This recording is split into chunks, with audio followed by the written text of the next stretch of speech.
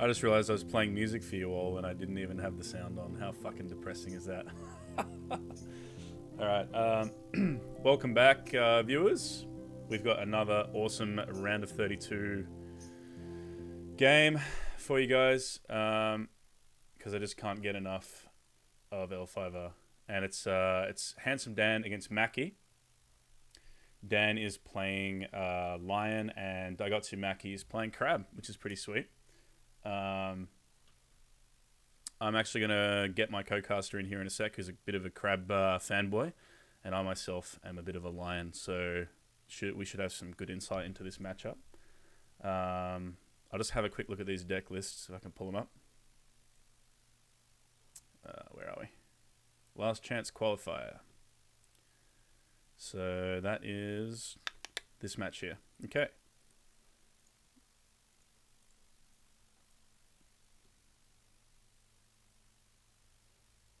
Alright, I'm just going to call up my co-caster right now so we can get his opinions on these as well.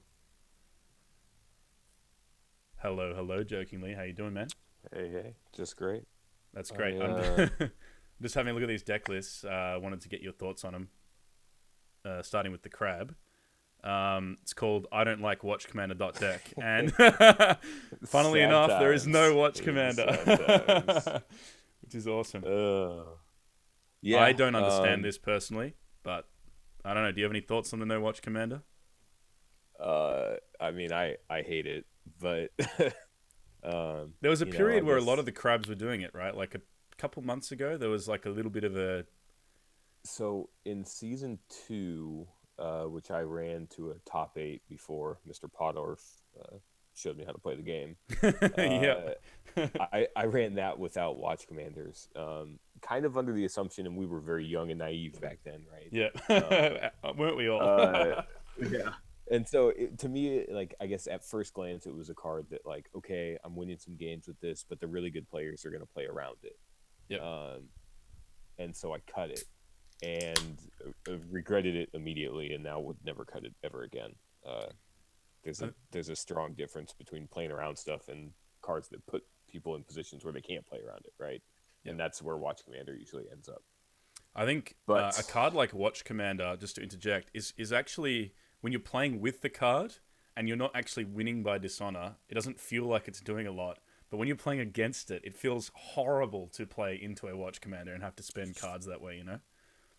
Yeah, I think that you don't have to like set out to be a dishonored deck, right? I think Crab toes the line very well, where you get to push provinces and dishonor and see where the game takes you. And if they play assassinations into your Watch Commanders, then you just drop to a 1 bid and you're happy with usually a better dynasty than they have.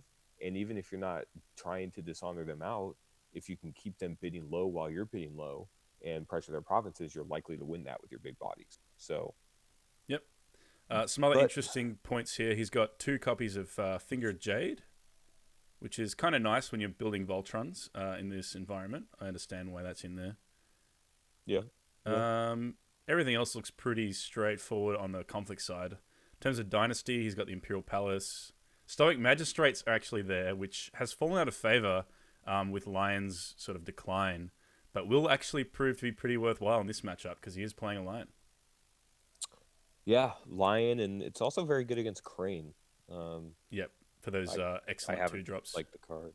Yeah, but he's on 9 holdings, which is a lot. Yep. I think that's about what I play in my Crab deck, although I'm running more favorable grounds, I think, than he is. Yeah, it looks pretty good to me. What are your thoughts on this deck overall? Yeah, I think he's not running Satoshi, which I don't really like that. And then obviously the Watch Commander thing, but otherwise I'd say it's fairly straightforward, fairly standard. Cool. All right, so over to the Lion. This is a classic Dragon Splash. Some interesting things from my perspective here. He is running Satoshi, which I don't like in Lion at all. But it's the only thing that Lion Chat has been able to debate for the last 3 months, whether or not Satoshi's good. But clearly Dan is on the other side of the debate. There's a lot of talented players on both sides of that debate, but that's one interesting thing. He's running the Palace, and On the conflict side, having Crone and Goblin Sneak, that's a pretty interesting combination because both of them are somewhat of a fate denial mechanic. I'm not sure how effective it's going to be against Crab when they can kind of pull fate because they've got save effects that kind of let them maintain their board without actually spending a lot of fate on it. But pretty interesting. The 3 Legion of 1 is pretty neat. I like that card a lot. 1 Assassination is a little risky, in my opinion. But yeah. And only the 2 for Greater Glories, which is another interesting choice. What do you think about this deck? Yeah. Yeah, it looks pretty, I guess, what I would consider pretty standard. Have you been on the Goblin Sneak? Because I do see that pop up in Lion every once in a while as kind of that combo with Legion of One and with Yeah, it's got nice Ageless synergy. Crone. I personally have shied away from conflict characters a bit. I've kind of gone back to the like obstinate recruit, low to medium bid, played lots of cheap guys kind of route. So I'm like on Okay. the opposite side of the uh, the line there. Anyway, let's pop into this game. So I'm gonna give these guys the all clear. Yeah, have them fired up. Awesome.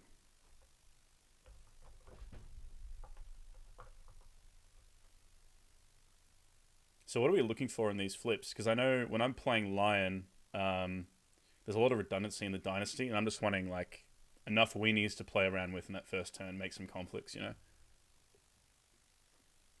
Yeah, I think as a crab player, you're usually free to do what you want in these matchups. Lion don't really kill your guys. They don't really cloud the mind your guys.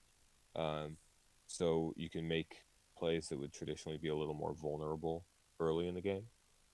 Witch Hunter is obviously very strong, and You can kind of load up a Voltron with reckless abandon, right? Apart from, yeah, I guess Feast or exactly. Famine is like the only card that really threatens it in the Lion toolkit. Right. So yeah, I like Steadfast Witch Hunter, um, Oh man, this is and this is then a pretty bad flop for Handsome Dan, I got to say, because given that Maki is running the way of the crabs, you kind of have to buy the Death Seeker. But if you do that, you can't really afford any of your other characters with any reasonable amount of fate. So this is pretty tough. yeah, this is brutal. And on the other side, Stoic Magistrate traditionally pretty good against what a Lion player would put out. Doesn't really work against this flop, but Crisis Breaker is also very strong. There's going to be a lot of military conflicts, Yep. so really get to take advantage of a Crisis Breaker. Uh, and then a Kaiju Envoy is always nice to see. Kaio So Envoy is just nuts. Iron Mind's also really good. Even if it's turn 1, it's really nice. yeah, it opens up. It's very likely that we see a Stoic Magistrate and a Kaiju Envoy play with a charge on a Crisis Breaker into an Iron Mine. Right, you're very open to make those plays. You can't. You're not worried about again counter spells, cloud the mines, things like that. So you can leave that on board and Yep. One of my favorite openings with Crab is getting a Shrewd Yasuki with an Iron Mine. It just feels so hot in that first turn. oh, I've gone back to 1x Funeral Pyre. Yep. Um, you never want to see multiples, right? So you don't want to run more than one necessarily. But when you have a Yasuki, Shrewd Yasuki going and a Funeral Pyre going, man, You can then just drawing all the cards. drag the bids low, but Yep. still maintain your hand, which is really nice. Okay, so we see a preemptive Ornate Fan on the Magistrate.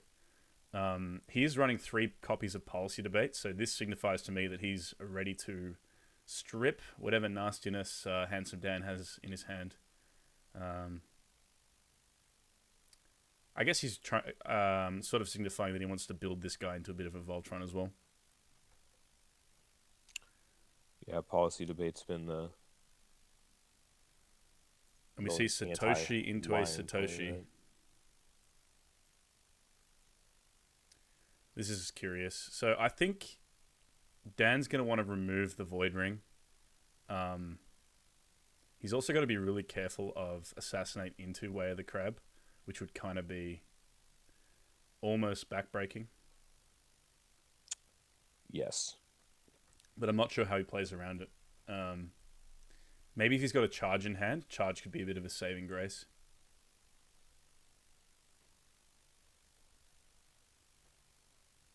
And so he uses Satoshi, and we've got Taturi, Lion's Pride Brawler, a singular keeper in the bin. 2 copies of Taturi, actually, and then a bunch of fluff.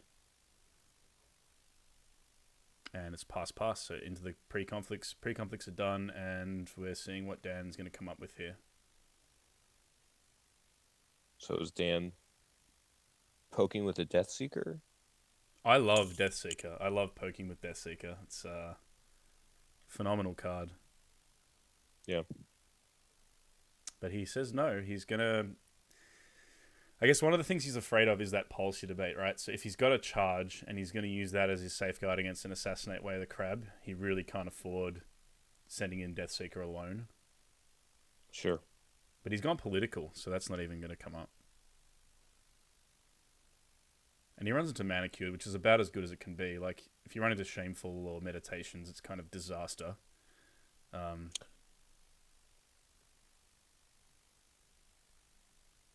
Yeah, I think this is all Dan could hope for. That is just such that's probably like in the bottom 5% sort of draws, opening draws that this deck could possibly get, I think. Quite unlucky. Yeah. Yep. But that's the thing about Lion is because you're so reliant on your Dynasty side, there's just an inherently increased variance to that side of your deck. Because you can't bid 5 to sort of overcome, you know? Right.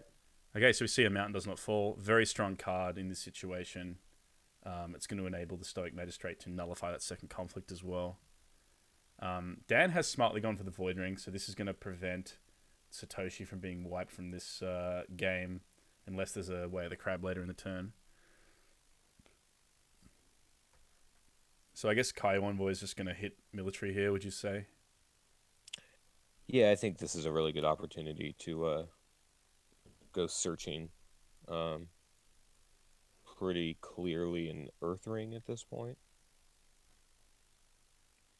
Ray Tatsu's asking in chat who's ahead. Water. Yeah, water's good. Yeah. Earth is pretty good. Fire, I mean, denying fire is pretty nice because he's got a keeper in the bin. I don't know. Right. Ray Tatsu in the chat is asking who do we reckon's ahead. I think the Crab. He's just got a nicer board, a more smoothed out opener. But it's early days. It takes a while for these games to play out. So. Yeah, I think the way that this turn is likely to unfold is the Crab player is going to come ahead here. I think if Dan dodges the Way of the Crab onto Satoshi, that's going to be a big factor. If that Way of the Crab goes off and Satoshi dies, I mean, that's going to be pretty devastating. Yep. So if I'm Dan at this point, we're seeing an Earth Ring. I want to trigger Shameful because it's always fun to... Are we going to see a conflict character or a charge? No, he's just going to pass. Wow. So I think that's pretty lucky for Maki. Yeah. You can instantly pass here. Yep, and just take that win. You take the win, you get your Earth Ring. Oh, wow. So greedy. So greedy. Because now we can see the counter charge, right? The counter charge, like Taturi getting honored, he's going to win the conflict. Yeah, I would have taken this happily, knowing that my Stoic Magistrate gets a 4-powered political attack at the end of this turn. Yep.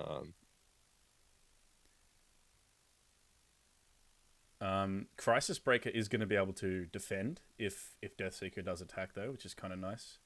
Although I guess Stoic Magistrate's going to... There's your Taturi. Yep. So we're going to see the Crisis Breaker most likely being dishonored, I would say.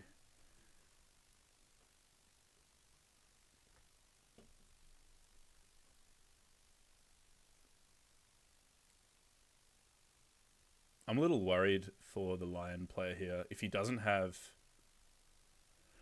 Because he's got no fate, right? So he can't drop in a conflict character like a Crone. So if this turn ends... and Maki does have the Way of the Crab in his first 8 cards, or 9 cards here, that could be really backbreaking. We'll see. Yeah. Just trying to see if Dan doesn't have any censures or anything, so even if he wins the favor, he won't be able to play an event cancel.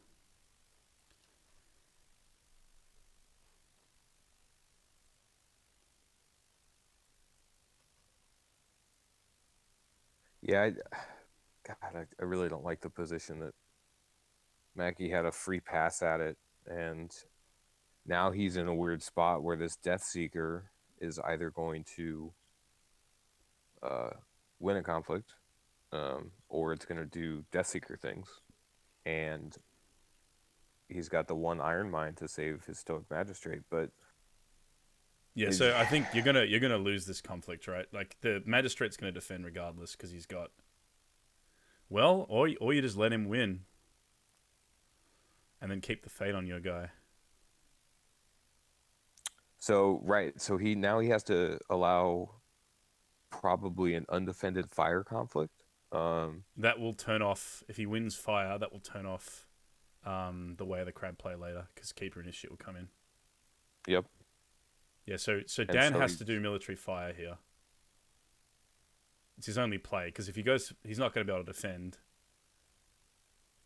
right.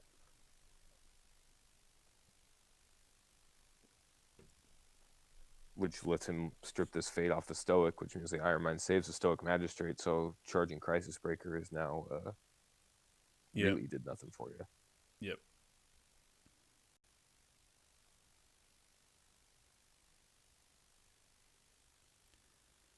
This is actually a very interesting decision point for the crab, and like you said, he could have avoided this situation just by passing, taking the ring.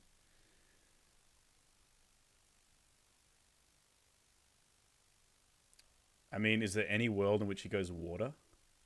Probably not. Yeah, he smartly went fire. No. Yep. Yeah.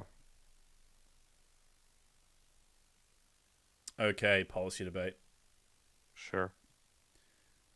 So we see a crone, let go, bonsai, two furies, strength of numbers, and away to the line. So yeah, none of these cards are going to have any influence this turn, because the Stoic Magistrate is nullifying the Death Seeker's skill because of his text there.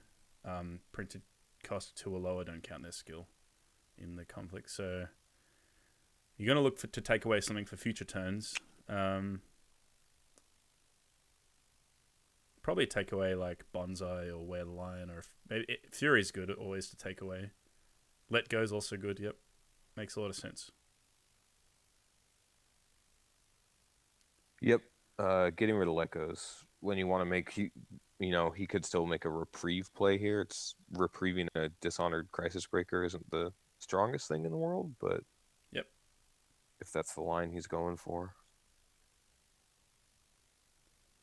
And just going forward, like preventing your spyglasses from leaving play, and your like reprieves in future turns. It's really Yep. good to get rid of that. So here, hopefully we see a water conflict. We do. All right. Breaks, discards, readies for the favor. Yep. Clever to go water and claim favor. Air isn't really doing you much at this point in the game. So yeah, Yeah. so